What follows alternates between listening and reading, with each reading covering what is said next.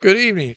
We return once again to the Lantern Waste and broadcasting here. I hope I look okay. It's doesn't matter if I don't, I guess. But today is March 9th, and we're going to be looking at Exodus chapter 20, home of the Ten Commandments. And as you know, this is Let Us Seek the Lord. We'll take about 3.5 years to get through the complete Bible, where I'll read a chapter or two a day and then have a short meditation on the glory of Christ at the end of that. So if you want written materials on that, I have some, if you desire them. They can be found at amazon.com/author/J. Craig Chaffin. Well, without any further ado, let's get to reading. All right, so here we go. Exodus chapter 20.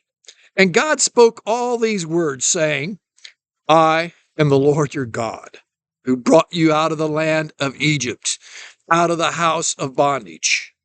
You shall have no other gods before me. You shall not make for yourself a carved image, any likeness of anything that is in heaven above, or that is in the earth beneath, or that is in the water underneath the earth. You shall not bow down to them, nor serve them. For I, the Lord, your God, am a jealous God, visiting the iniquity of the fathers upon the children to the third and fourth generations of those who hate me, but showing mercy to thousands of those who love me and keep my commandments. You shall not take the name of the Lord your God in vain, for the Lord will not hold him guiltless who takes his name in vain. Remember the Sabbath day, keep it holy. 6 days you shall labor and do all your work. But the seventh day is the Sabbath of your Lord God. In it you shall do no work. You, nor your son, nor your daughter, nor your male servant, nor your female servant, nor your cattle, nor your stranger who is within your gates. For in 6 days the Lord made the heavens and the earth, the sea and all that is in them. And he rested the seventh day. Therefore the Lord God blessed the seventh day and hallowed it. Honor your father and your mother, that your days may be long upon the land in which the Lord your God is giving you. You shall not murder. You shall not commit adultery. You shall not steal. You shall not bear false witness against your neighbor. You shall not covet your neighbor's house. You shall not covet your neighbor's wife, nor his male servant, nor his female servant, nor his ox, nor his donkey, nor anything that is your neighbor's. Now, all the people witnessed the thunderings, the lightning, the flashes, the sound of the trumpet.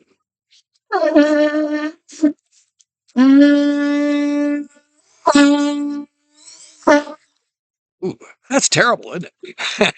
And the people saw, and the mountain smoking. And when the people saw it, they stood far off. And they said to Moses, you speak with us, we'll hear. But don't let God speak with us, lest we die. And the people said to Moses said to the people, don't fear, for God has come to test you, and that his fear may be before you, so that you may not sin. So the people stood far off, but Moses drew near the thick darkness where God was. Then the Lord said to Moses, thus you shall say to the children of Israel, you shall not make anything to be with me. Gods of silver, gods of gold, you shall not make for yourselves. An altar of earth you shall make for me, and you shall sacrifice on it your burnt offerings and your peace offerings, your sheep and your oxen.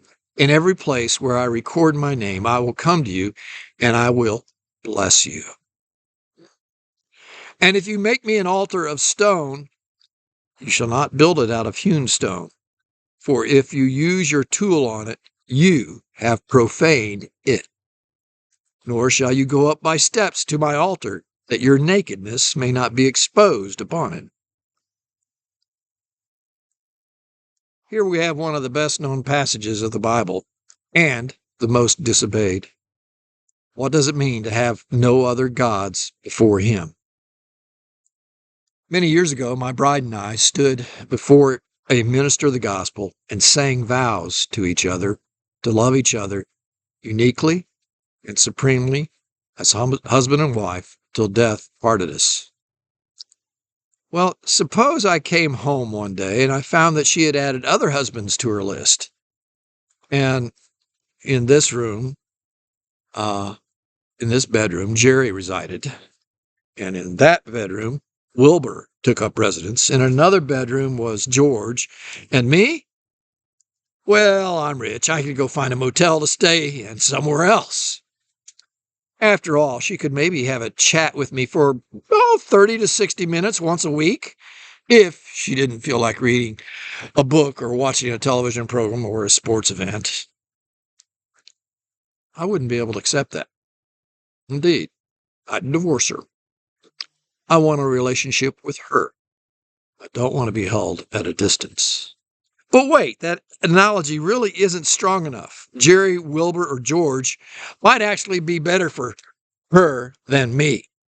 So for the analogy's sake, what if she replaced them with rooms filled with the following? In one room, she dedicated a large TV screen that continuously played movies featuring me in my best moments. I can assure you it'd be a short movie. But those best moments were in one continuous loop. Suppose she dedicated another room to numerous statues and busts of me in my various walks of life, revealing my greatness. Oh, please. Yuck. In another room, she had all the recordings of my best sermons, playing one right after another so that she could never forget, nor could anybody else forget what a great orator I am. That's a laugh. But even that does not reflect the passage. Suppose in order to catch my greatness, she used animals or planets to reflect what I was like. So in the TV room, she had wonderful nature videos playing as a representation of what I was like. In another room, she reproduced wonderful sounds of nature to represent who I am. Another room might be filled with a sense of nature to reflect my wonderfulness. Most likely it would be a skunk. Other rooms might be filled with animals that reminded her of me.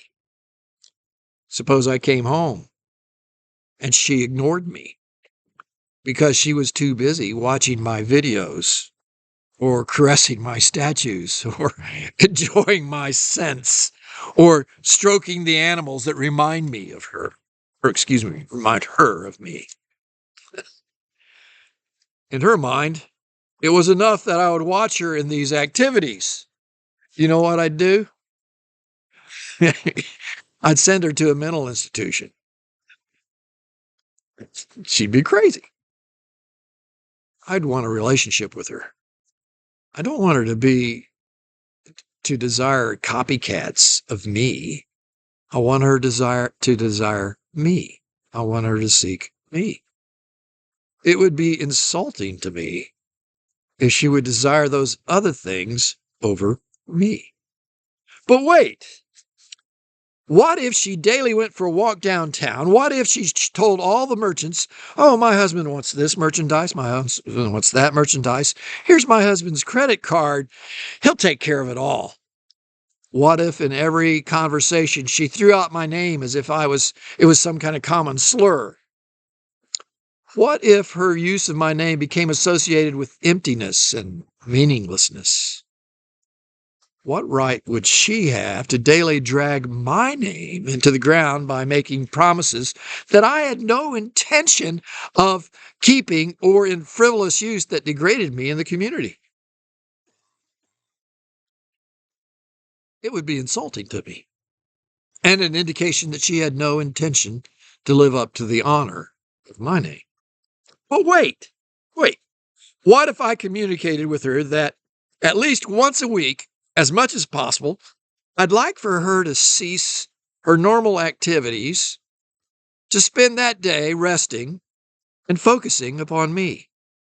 But instead of spending it with me, she sought other persons to be with or other things to do. After all, it was the only day of the week she had for herself. What if I told her that that day would be a special sign to all other people that we were husband and wife? Yet she spent that day pursuing other relationships. Well, after all, it wouldn't be much of a surprise to me. I mean, she'd already spent her week filling her life with things that were less than me. But it would be an insult to me that she preferred them over me. This analogy falls short for the very reason that I can never be compared to the greatness of the glory of God. The gap that exists between me and any videos or statues or sound recordings or animals or planets to represent me, on and on, is much closer than the gap that exists between the glory of God and anything which we may want to represent him or to replace him with. After all, he is the infinite creator, and everything else is his creation. The right with which I have to request my wife's affections are far less than the right with which he possesses to command my affections toward him. After all, he is the infinite creator, and I am his creation. Yet, in breaking these first 4 of the 10 commandments, this is how we treat God. This is how we view his glory. That is why we must seek to see his glory every day and share it with others. Indeed, we serve a glorious King. Speak his glory to someone today.